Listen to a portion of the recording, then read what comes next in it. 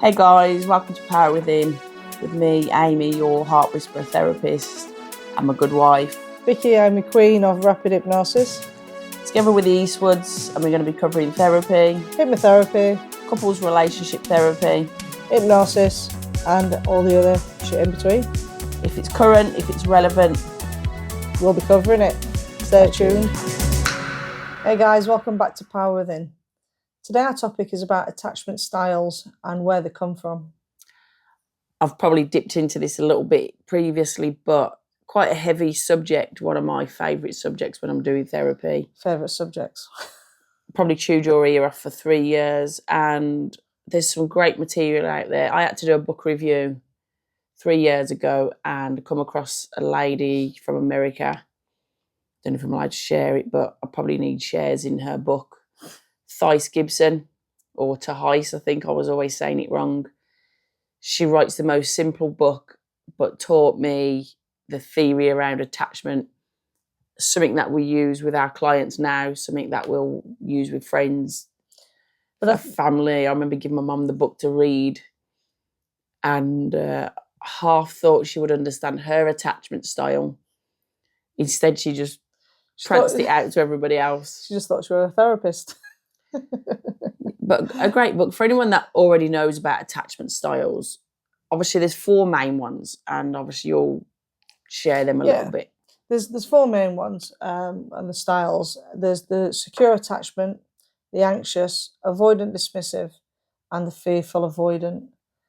Now, you're quite good with picking out. So when you do see clients and they start talking to you, you're already that's your little tick where you'll think, right, they're a fearful avoidant because of where they come across. And I think with that, then you start building a picture of what kind of person this is. And then when you delve into the childhood, you realise the reasons why.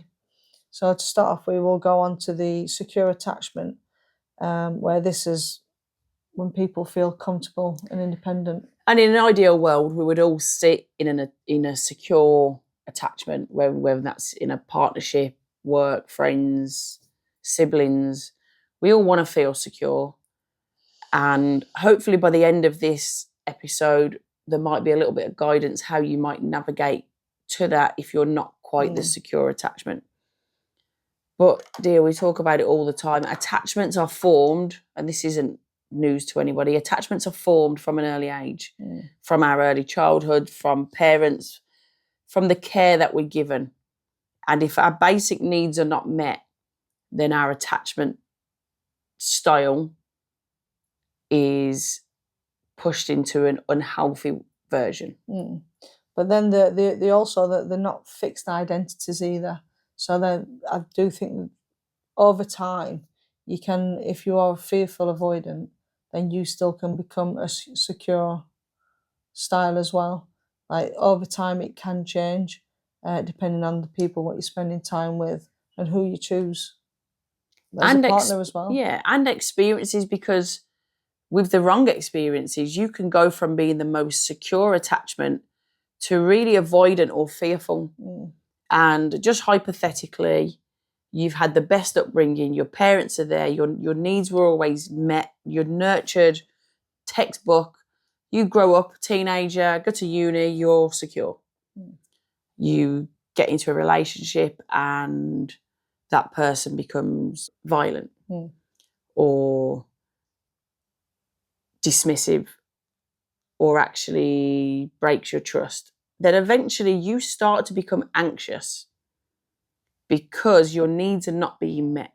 So you can shift between these stages for the good and for the bad. I guess the idea is, when I share it with clients, is if you can at least identify what your attachment is, you can understand your behaviour. The biggest part of that shift is if you can understand yours and then understand your partner, you can work, when I've talked about new language, love language before.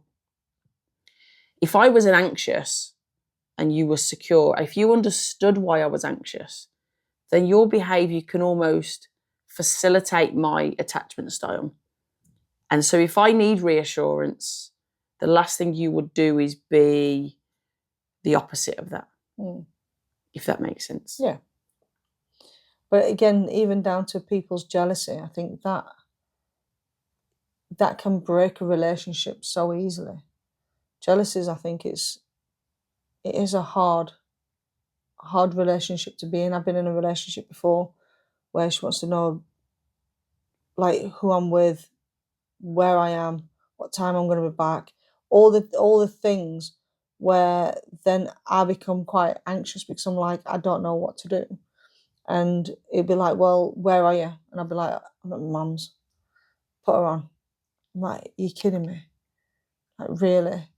So then I'm like sort of chasing to be understood and accepted, but all she keeps doing is just pressing down, and it just broke our relationship. Yeah, and one of the things, this book is attachment theory in relationships. It was probably 150 pages, but it was an incredible read. There's a quiz at the back, which I've done with a group quite recently. And yes, I can almost identify now what tick they'll be, secure. And the answer is almost pushing them into this bracket. And again, like I say, depending on the lifestyle that they've had, depending on their experiences, will depend what category they sit in. And I think even on the secure attachment, if they can say to themselves, like, I trust you and I trust myself, then that's when you can feel that you are in the secure style of the attachment. Yeah. And I guess the more it happens, the more that your core beliefs, as shady as they are tested. If you grow up and your parents were abusive to each other, or they would go out, they would cheat, they would be in that sense of a relationship, you grow up knowing that is what love looks like, that is what trust looks like, and it's broken quite quickly. As I say, then you probably match that level of relationship. So you will then find a partner, and you will quite often be attracted to that same character, although consciously you don't want to be. But that's your learnt behaviour. That is your blueprint. And so that partner will then potentially feed into your thoughts and your perception of that's what a relationship is. You might sit in that for 5 years or 10 years. So it's only right that you don't feel secure in that. But imagine you then find somebody who's the complete opposite, who says they're going to do something and they do it. They turn up as planned. They're not hiding anything. That's alien initially. You don't know how to respond to that. And that's where people will often avoid because they don't trust it. But I think if you catch yourself and you understand what your behaviour is and where it comes from, then you can shift out of it. That's good. The anxious one. The anxious, which is like kind of preoccupied. What can you tell us about that? Think of anxious, think of anxiety. Your body is responding to something. So you're almost on that high alert. So if somebody's an anxious style, what would they look like? What would they do? They would be the person preoccupied, questioning, do you really love me? Because my learnt behaviour means that just because you say it, you don't really. So then the trust isn't there. And they seek reassurance all the time, which is like your ex-partner. That is what she was doing, but it was wearing you down. So eventually you guys parted, which would have fed into her core belief that eventually you're going to leave anyway. Now, it's not your fault because that's from previous experience for her, and hopefully she's worked through that if she ever found that was her blueprint. But because you were secure, you didn't know how to accommodate that, especially over years. You go, I can't do this anymore. But that is what an anxious would look like. Just like anxiety, you think the worst, you expect something to happen, them intrusive thoughts, she's going to leave me, what can I do? And I've got this image in my head, and I've shared it before. Again, client in recovery, he was an anxious attachment. And yet he was dating somebody who was also an avoidant. Okay. So the avoidant, if you flip it, and dismissive, I don't need anyone. I'm safe on my own. I'm not going to be loving. I'm not going to give myself to anyone because that previous experience happens. And that is the loop. And we were talking through, and he was a great guy, but his relationship was coming up quite a lot in our sessions. And you could, all over him, he was anxious. He was, and I said to him, I just picture, think of it as a cartoon, I picture her telling him, I need space. I need you to hear that I need space to grow. I said, and I picture you holding onto her leg as she's trying to walk out the door. And we could laugh about it, but he went, absolutely. Yeah. Because her going away, for him, for anyone else in that attachment of anxiety, anxious, preoccupied, is I'm not worthy, I'm not loved, she's going to abandon me, or he's going to abandon me. And there's no right or wrong, because that is what you've grown into when your basic needs were not met, maybe. So even going back to your ex, if you was doing therapy back then, if you could have understood that was what was happening for her, you guys might have been able to learn a new language for her to come out of that. Maybe there's part of me, I'm glad that we didn't have that language. Of course. But now the more you've understood it and learned, the more you can go, well, I think, okay, she makes sense. Yeah, it makes sense of where she was at the time, but I think that's how she's always been in other relationships. But she did actually give me a call and say that she was sorry for being that person of jealousy, because the next relationship she did have, the jealousy was 10 times worse, and she got it on the other end. So the other partner was like, where are you? What are you doing? Why are you 5 minutes late? You're going somewhere else. Where have you been? And she did call me and go, like, I'm really, really sorry for doing that, because she was getting the other end of the stick. And I says, well, it's okay. Oh, water under the bridge. But it might have helped her to reflect on that. And again, good. If you're not in the therapy world, if you've never read an attachment style book, then quite often people don't know why they behave the way they do. I know, and I think you've gave that book out. I think you must have bought about 10, 15 copies. Yeah. And each client what you've had, where you're like, there you go, read that book, bring it back. Read that book, bring it back. Sometimes, obviously, they've not brought them back, but you've lent them out to so many different people. And people have took a lot from it, understanding the attachment styles, understanding where they are in their relationship and how they can change to adapt to the partners. So it is a good thing what you do. Avoidant dismissive, which, again, emotionally distant, self-relevant. The very word, avoidant. If I commit, I'm going to get hurt. So I avoid it. Just like any other therapy with anxiety and fears, the way the mind keeps us safe, and we've barely touched on this with our hypnotherapy, but that is how fears creep in, don't they? I feel this way, whether it's a spider when you were 3 years old and you screamed and you ran away, the way the mind works, I don't want to feel that ever again, so I'm going to avoid it. Now, we do hypnotherapy, and you're 47 and you're still scared of spiders because we've not worked on it. But that would have been a childhood issue, and that's the way your mind keeps you safe. So in a relationship, and this doesn't have to be like a sexual when I talk about this could be friendships, work, parents. It's exactly what it says on the tin: fearful and avoid. So your mind will keep you safe by avoiding the thing you fear. So if I don't reach out and get close to someone, they can't hurt me. If I don't put my trust, then they can't shit on me like my previous experience shows. Yeah. Emotionally distant. Again, like for me, they're quite self-explanatory, aren't they? Because you don't want to have that connection. Well, you do.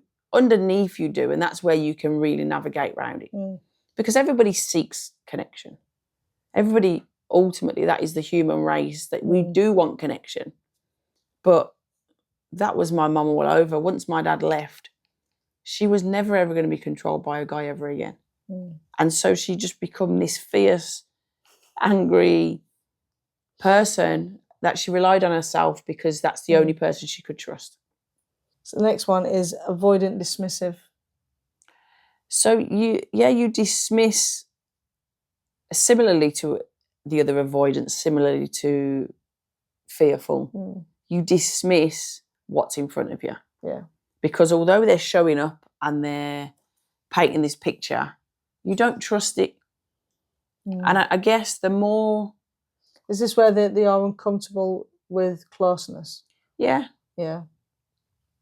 Because if they don't get close, if they don't let you in, likewise, you can't get hurt. All of our styles, really, when we dismiss or when we're anxious, when we're avoidant, it's to protect ourselves. It's a human behaviour to protect.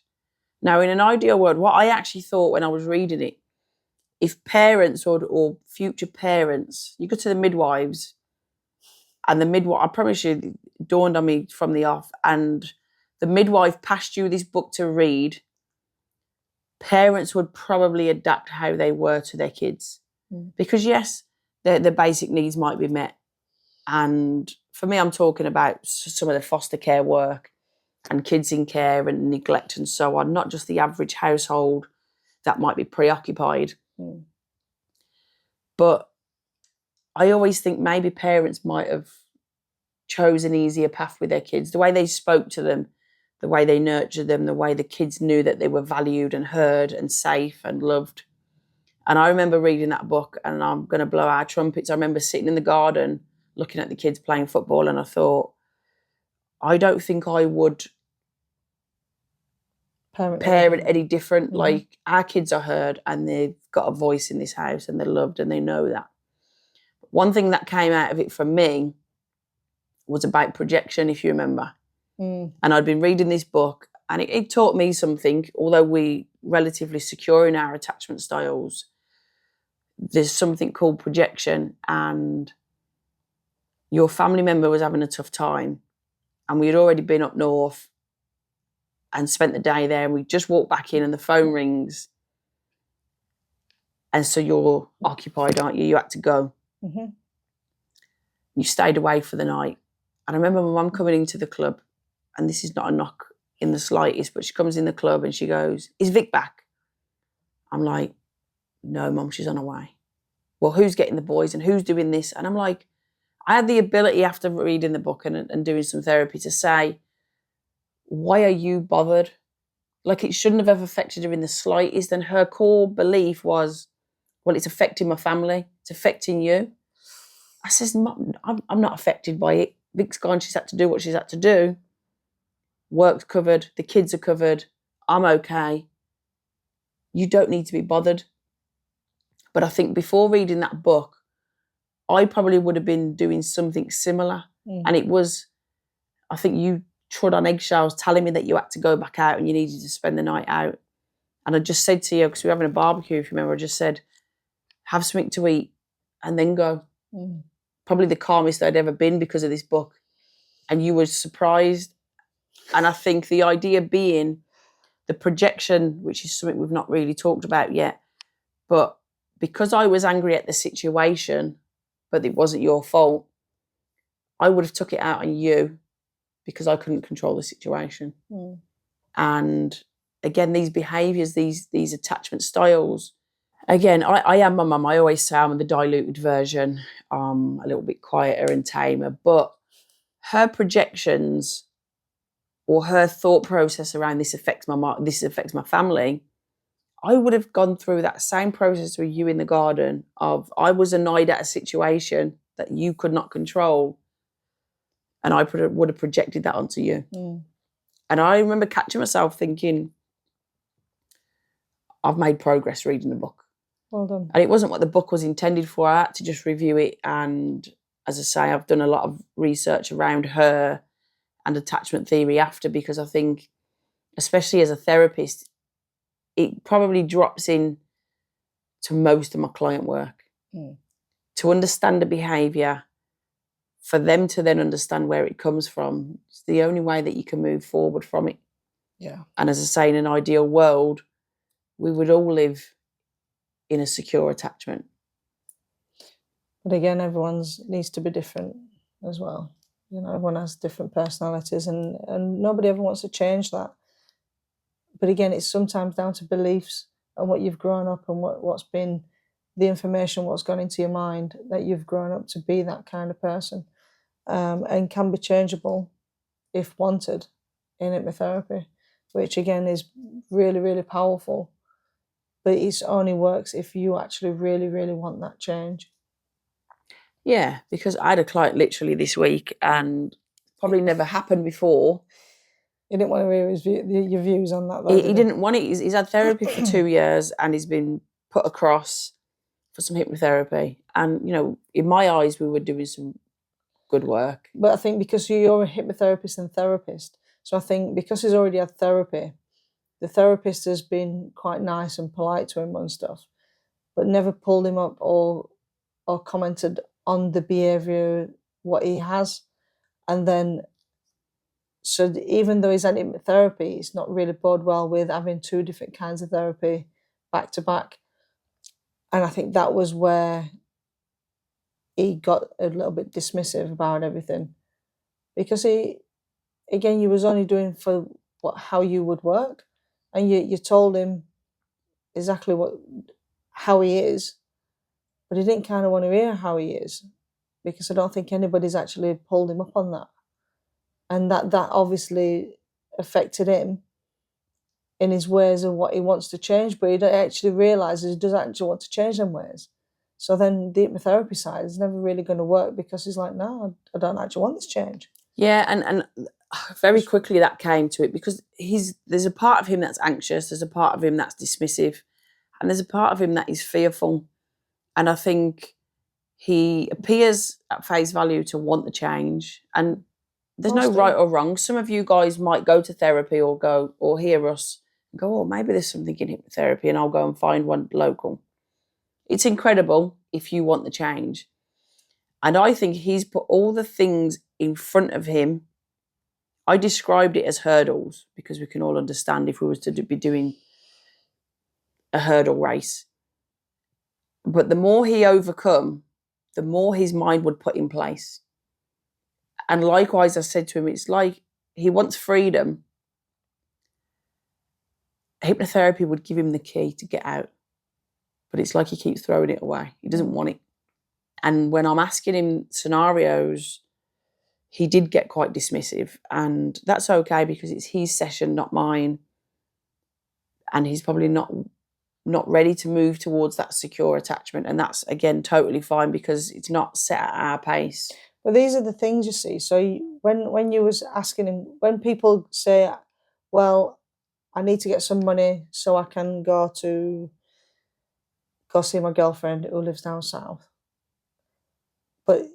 I need to get some money so I can move down south. Well, okay, how much would you need? I would need about £5,000. Okay, you imagine if you've got that £5,000. Now would you move? No, I don't think I will. So although he's chasing this, I need to save all this money up so I can move down south to his girlfriend, he still doesn't actually, when you said, well, okay, then imagine you've got £5,000 and you're going to move. I don't want to move. He didn't want it, and so I asked him. He never wants that change of and he had so many different scenarios of what you threw at him, because he's like, well, I need to do this first. Well, okay, imagine that pot being there. Imagine something else being there. Imagine you succeeding on all these goals, what you've put out for yourself, but you still don't even want the outcome anyway. So you've been unrealistic with yourself. Yeah, and so that idea of freedom, he's his own barrier. And, you know, we all do it sometimes. I want to do this, but I can't because of this. So just hypothetically remove that barrier. Would you do it? Oh, actually, no, it scares the shit out of me. I don't want to do it. We'll just say that then, because then we can work on why it scares you, how we can move forward. And attachment's the same. If you understand why you're anxious, how can you in a relationship facilitate moving forward? One of the guys at the club, he's with somebody who's always been cheated on. So you can't go into that relationship and not answer your phone. Well, you can, but it's not fair, because you know where it comes from. So if you're not answering the phone, if you're not going home because you've said you will and you want to, it's only natural that you're feeding into her anxiety, where she's preoccupied thinking of all the things that you're actually not doing. Mm-hmm. You know, and we touched on it before with the 23 phone calls. She might seem like the crazy one, but if you know why she is that way, can you cut her a little bit of slack and try to work through it? Mm-hmm. And I'm not saying you then become attached to her at the hip. That was one of the comments on TikTok the other day.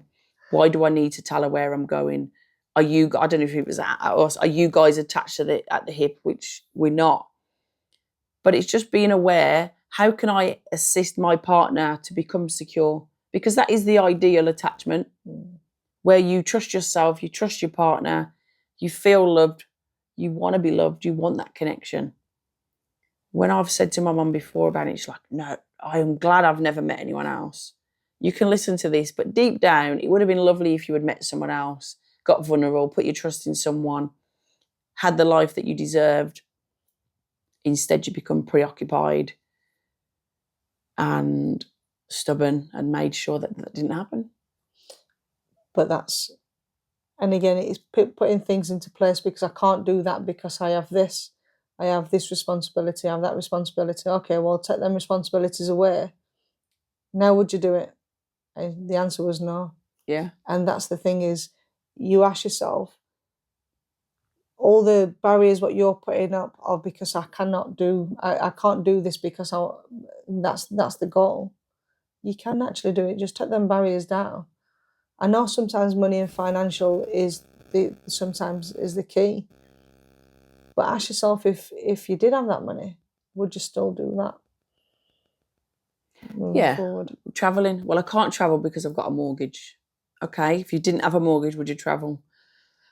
Probably not. It scares me. And there you go. So that's how you work on it. Like anything, I don't really brainstorm, but I do ask my clients sometimes to brainstorm, because you figure out what's really going on for you. And that going back to that guy, I generally pictured him holding her ankle as she's telling him she just needs a break from him. She wasn't breaking up with him. She didn't need to be separate. She just needed to be heard. And because he was so anxious, he couldn't hear that. All he was seeing is rejection. She doesn't love me. She's leaving me.